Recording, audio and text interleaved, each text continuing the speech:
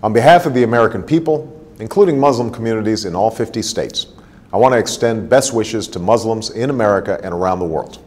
Ramadan Kareem. Ramadan is the month in which Muslims believe the Quran was revealed to the Prophet Muhammad, beginning with a simple word, Iqra. It is therefore a time when Muslims reflect upon the wisdom and guidance that comes with faith, and the responsibility that human beings have to one another and to God. Like many people of different faiths who've seen Ramadan through our communities and families, I know this to be a festive time, a time when families gather and meals are shared. But I also know that Ramadan is a time of intense devotion and reflection, a time when Muslims fast during the day and perform Taraweeh prayers at night, reciting and listening to the entire Quran over the course of the month. These rituals remind us of the principles that we hold in common, and Islam's role in advancing justice, progress, tolerance, and the dignity of all human beings. For instance, fasting is a concept shared by many faiths, including my own Christian faith, as a way to bring people closer to God, and to those among us who cannot take their next meal for granted. And the support that Muslims provide to others recalls our responsibility to advance opportunity and prosperity for people everywhere.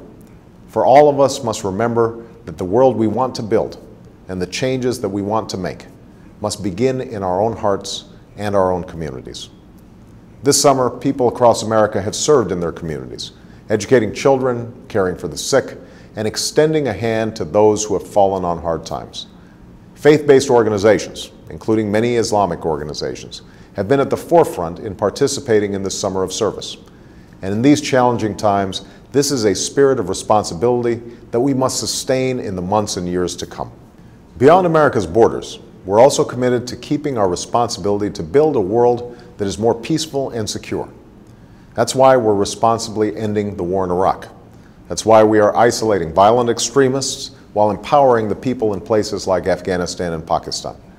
And that is why we strongly and actively support a two-state solution that recognizes the rights of Israelis and Palestinians to live in peace and security.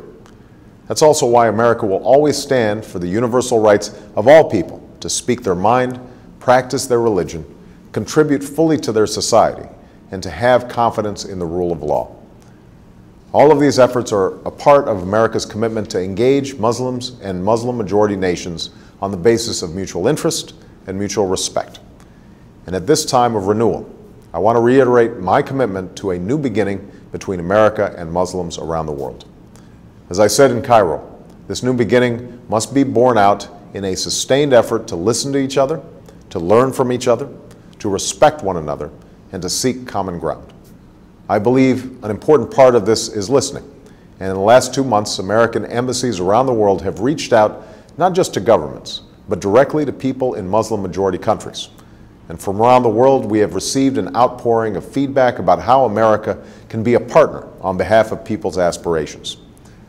We have listened, and like you, we are focused on pursuing concrete actions that will make a difference over time, both in terms of the political and security issues that I've discussed, and in the areas that you have told us will make the most difference in people's lives. These consultations are helping us implement the partnerships that I called for in Cairo, to expand education exchange programs, to foster entrepreneurship and create jobs, and to increase collaboration on science and technology while supporting literacy and vocational learning. We're also moving forward in partnering with the OIC and the OIC member states to eradicate polio, while working closely with the international community to confront the common health challenges like H1N1, which I know is of particular concern to many Muslims preparing for the Hajj. All of these efforts are aimed at advancing our common aspirations, to live in peace and security, to get an education and to work with dignity, to love our families, our communities, and our faith. It will take time and patient effort. We cannot change things overnight, but we can honestly resolve to do what must be done while setting off in a new direction toward the destination that we seek for ourselves and for our children. That is the journey that we must travel together. I look forward to continuing this critically important dialogue and turning it into action. And today, I want to wish Muslims across America and around the world a blessed month as you welcome the beginning of Ramadan. May God's peace be upon you.